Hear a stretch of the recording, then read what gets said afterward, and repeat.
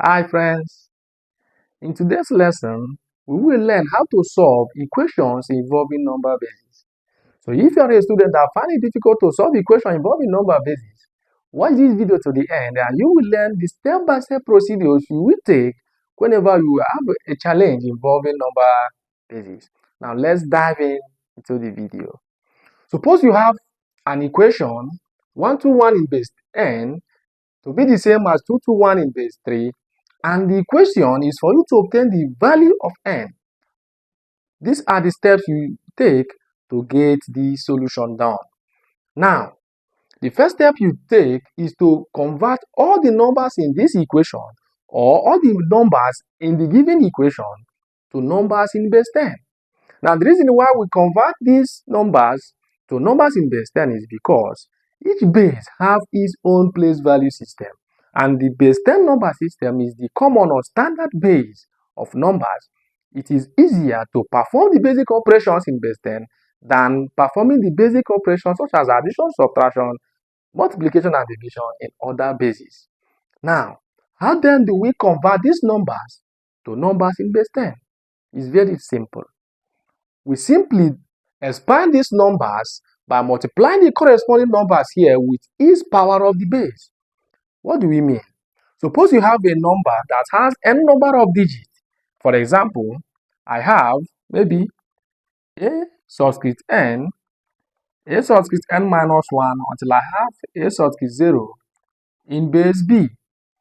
I have this number that have this number of digits, and the number is in base b. Then I'm going to simply expand these numbers in powers of its corresponding base to obtain the same number in base 10. Now, if I do that, I'm going to get a subscript n times b, which is the base, raised to power n minus 1 plus an minus 1 times b, which is the base, raised to power n minus 2, plus it continues until I have a subscript 0, which is now the last digit here, multiplied by b, which is the base raised to power n minus n. So if you observe closely here, when this digit is in the nth position, the power of the base is n minus 1, which is this n here minus 1. And it continues in that until you reach to the final digit, which is the digit in the unit position, and at that point the power of the base is raised to power n minus n, which is 0, and of course b raised to power 0 is 1, which will also result to a subscript 0. Now we are going to use this to convert these two given numbers here to numbers in base 10. Now if we do that, we then have that 1 to 1 in base n will be the same as, now this one here is in the unit position, this 2 here is in the tens position, and this one here is in the hundreds position.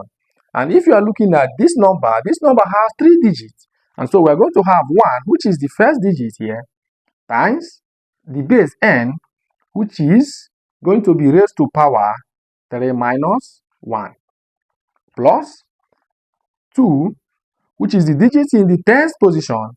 I'm going to multiply it by the power of its corresponding base, which is n raised to power 3 minus 2, plus, I'll finally have 1 times n raised to power 3 minus 3.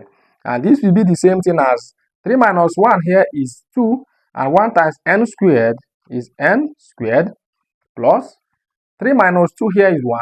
1 raised to power 1 is n, and 2 times n is simply 2n, plus 3 minus 3 here is 0. n raised to power 0 is 1, and 1 times 1 is 1. So this is now a number in base 10. So 1 to 1 in base n is the same as n squared plus 2n plus 1 in base 10. Now, we are done converting this to a number in base 10. Let us now convert this one now to a number in base 10. Remember, this number 221 here is in base 3. And if we should use this same procedure, we are going to see that first we have 2, which is in the hundredths position.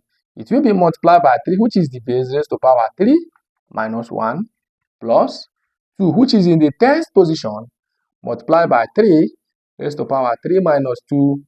And then finally, we are going to have 1 times 10 raised to power 3 minus 3. Now, this will be the same thing as 3 minus 1 is 2. And then we are going to have 2 times 3 raised to power 2, which is 9, plus we have 2 times 3 minus 2 is 1. Then 3 raised to power 1 is 3, plus 1 times 3 minus 3 is 0. And, sorry, this is 3. 3 raised to power 0 is 1. And then we have 1 times 1. And so this will be 2 times 9 is 18, plus 2 times 3 is 6, plus 1 times 1 is 1. And then we are going to then have 18 plus 6 plus 1. This is exactly 25. So 121 in base 3 is exactly 25 in base 10. And so since the left hand side is the same as the right hand side, it means that n squared plus 2n plus 1 will be the same as 25. Now, if we should subtract 25 from both sides of the equation, we are going to have that n squared plus 2n plus 1 minus 25 is exactly 0. And then if we should subtract 25 from 1 here, we'll have that n squared plus 2n minus 24 is exactly 0. And this have resulted to formation of a quadratic equation. And we can solve this using either factorization method or other methods of our choice. And if we should use factorization method, we discover that this equation is factorizable. And when we apply the factorization techniques, this equation will reduce to, we have our n here and our n here, and we exactly have our pluses here and minus 4 here equals to 0. So when we apply the factorization techniques, this equation boils down to this. And if we then apply the a equals to 0 principle, which says that if I have the product of two numbers to be 0, then either a is 0 or b is 0. And if we do that, you would then have that either n plus 6 is equals to 0 or n minus 4 is equals to 0.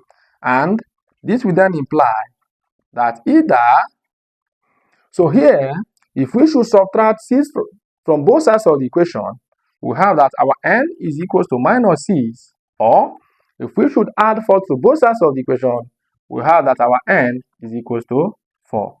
Therefore, our n, this n here, is either minus 6 or n is equals to 4.